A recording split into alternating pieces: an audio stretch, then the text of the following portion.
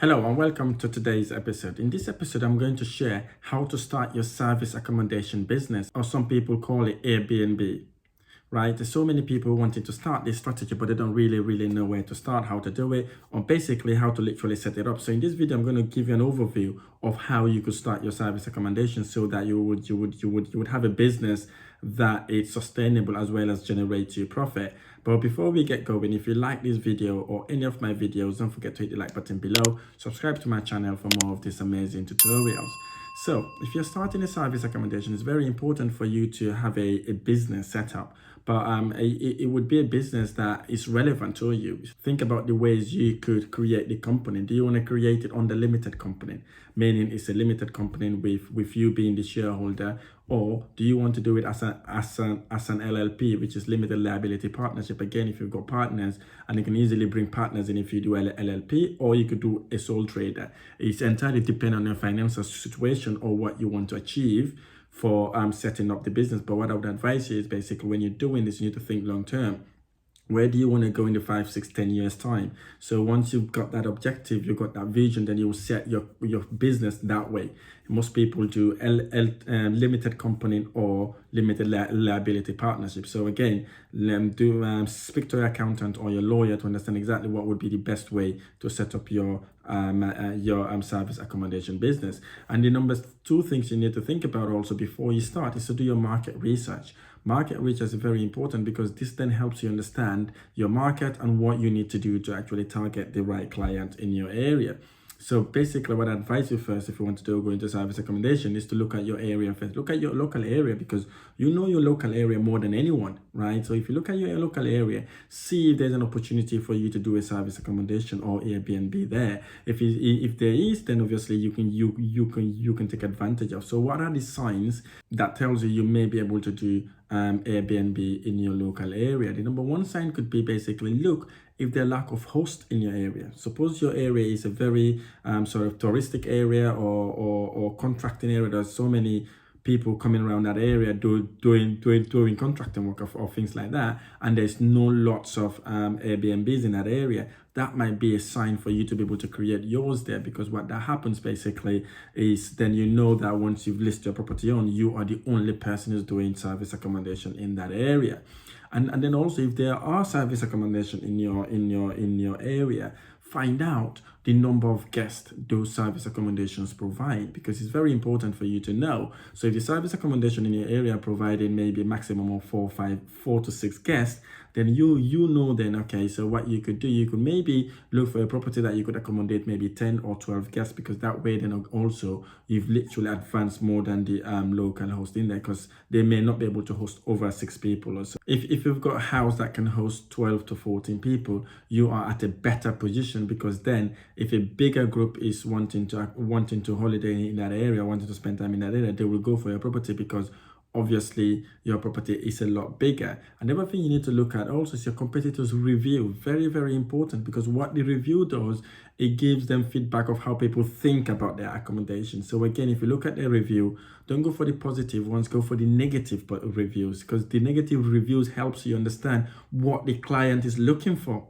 Right? If they said, oh, the house wasn't set up properly, the house wasn't clean, or there is a bit noisy and the road was too busy, and then what you could do then, you can think about that when you're securing your own property. You can think about, okay, it was too busy, I want to maybe get it in a quieter places. Or if they said it's not been set up nicely, then you then know once you get your service accommodation, you need to set it up really nice to ensure that the guests are happy when they visited the property. And then that would also make them feel welcome. So very important. And also look at your competitors' prices. How much are they charging, right? For 6 guests, for example. Look at the prices and see then how you could fit in within that price. So if you've got 8 or 10 or 12 guests, and again, it's an advantage for you, because that way then you'll be able to dictate the price to ensure you make a good return on your investment. Look at their photos, how they do their photos, and how their property is set up, right?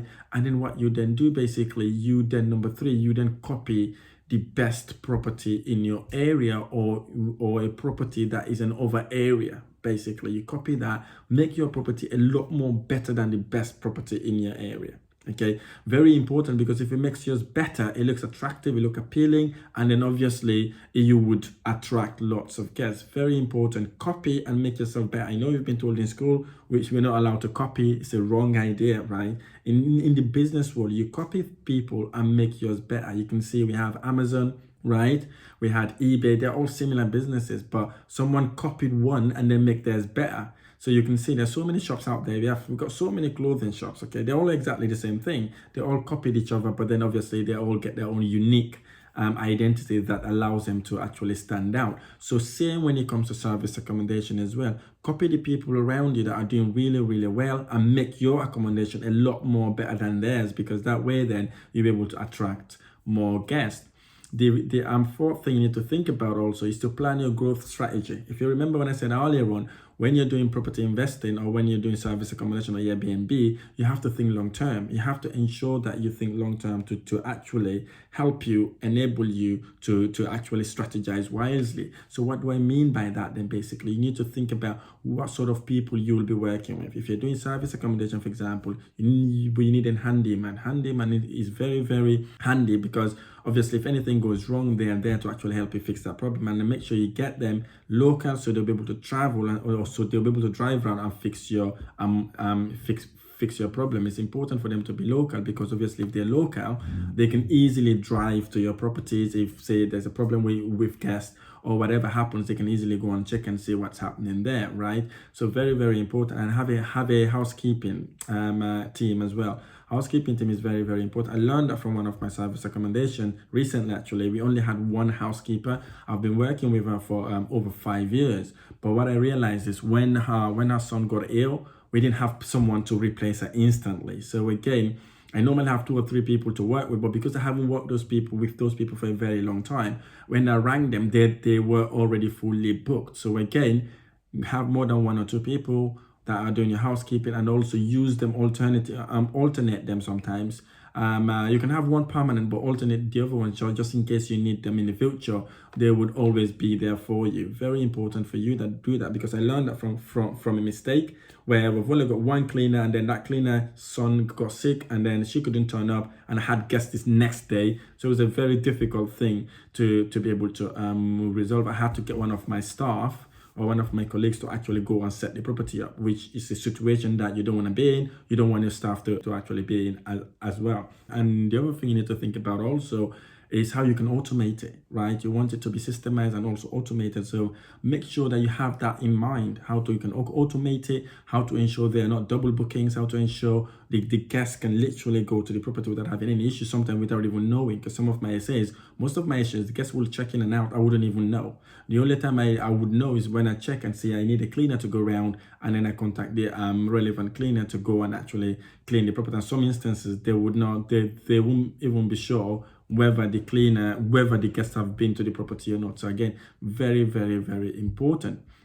The fifth thing you need to consider also is your entry cost, okay? How much is it going to cost you to set your service accommodation up? Because this would help you budget nicely to understand how much you could spend. In average, to do service accommodation, if you're renting the apartment or the property, it's about £4,000 to £5,000. Again, this depends on your market. It depends on your target market. What sort of people are you targeting? So then you can then refurnish or renovate your property to hit that target market again. So in my strategies for my service accommodation properties, whatever money I put into it, I need to get that money within 3 to 4 months. So again, think about that. If you're getting these properties, you need to know when you're going to get your return on your investment for service accommodation, because it's a lucrative business, absolutely cash machine. You need to ensure that whatever you put in, you're getting it back within 3 to 4 months. Okay, if you're not getting it back within 3 to 4 months, you need to start thinking about what you could do to actually add value, so you can push your daily rate up to ensure you hit that target. So again, very important for you to know what your entry cost is.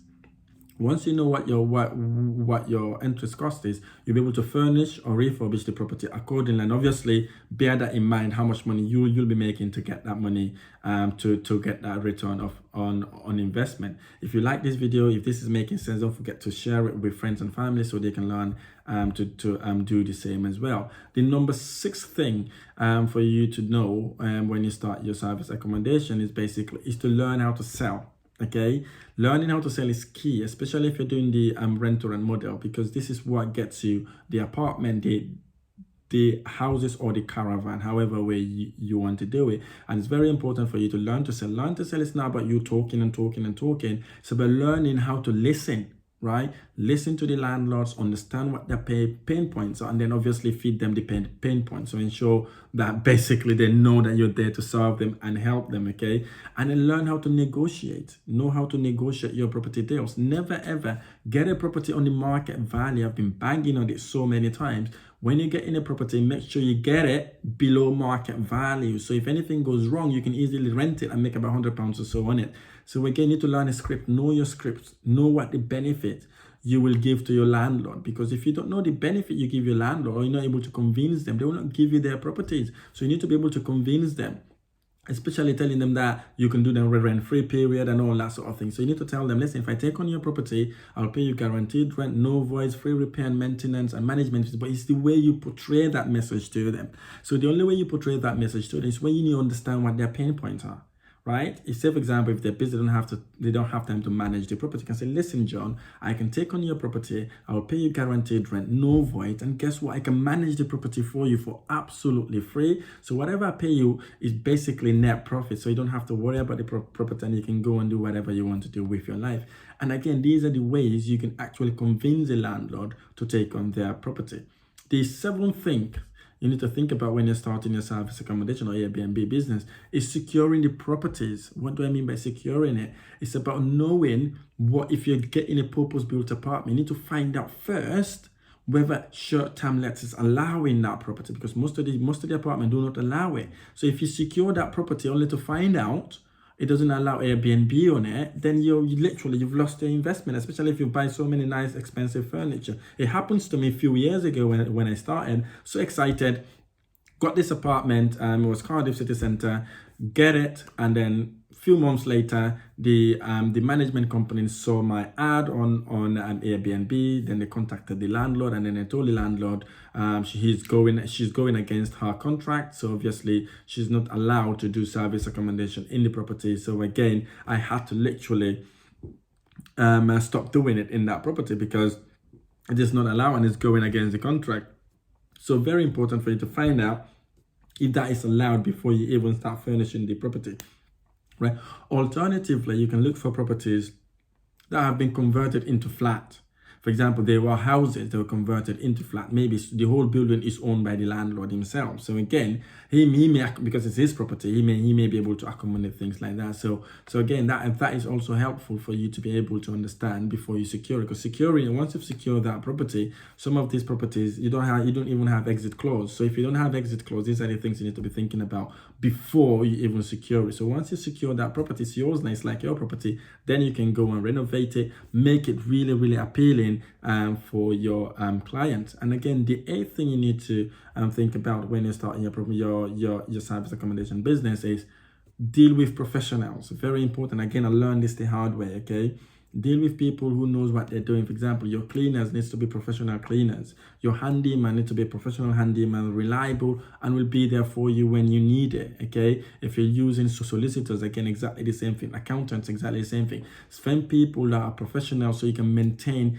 the actual professional relationship, because without that you would struggle when things goes wrong. Because when things go wrong, you need someone reliable and honest who would help you resolve the business, because you might not be able to do that yourself. In some cases, for example, if a lock is broken or a tap is leaking, stuff like that, if you're not a plumber, you won't be able to fix it. But if you've got a reliable handyman, he will go and sort that problem out for you, and then obviously that then gets your service accommodation going. And again, your list your property really, really nice in Airbnb or booking.com, because you want to ensure that it is appealing and attracting to people. And again, number 9, you need to stage the property. Stage it really, really nice and make it appealing to the people that you're targeting. Okay, stage it really nice. Make sure you got the furnitures in, the bedding looks nice, and all that sort of thing. Again, that staging, again, target market is key. If you know you are targeting builders, construction people that don't really look after the property nicely, they're just there to sleep, and then when they go out, you literally have a modded property, again, you don't want to spend expensive thing there. I've got a property in South Wales. I mainly target contractors, builders basically, that are doing roads, construction works. And again, I furnish that property accordingly, because for those people, they don't really bother about how amazing the apartment is or the house. What they need to know is whether the cooker is working, the oven is working, and the microwave is working. They start running. That's it. They don't care about anything else. Some of them, they just go in and sleep, and then they're out next day. So again, these are the sort of people you need to know before you actually set your property up. And again, do your due diligence before you start this. I would advise you, don't go into it blind, don't go into it guessing, don't go into it gambling. So find someone experienced, someone who's done it before, who can guide you along the process to ensure you get better return on your investment, especially if you're using family members' money, or you've taken a loan, or even if it's your money. So you need to make sure you invest in it correctly. Find someone to mentor you, guide you, so also that you'll be able to do the strategy nicely. Not just that it would able to expedite your process and then eventually take it to the next level. I hope this episode has been helpful. If this has been helpful, don't forget to hit the like button below. Subscribe to my channel so that you would get lots of these episodes or videos when we post them live. And again, I look forward to sharing the next episode. Thank you for listening.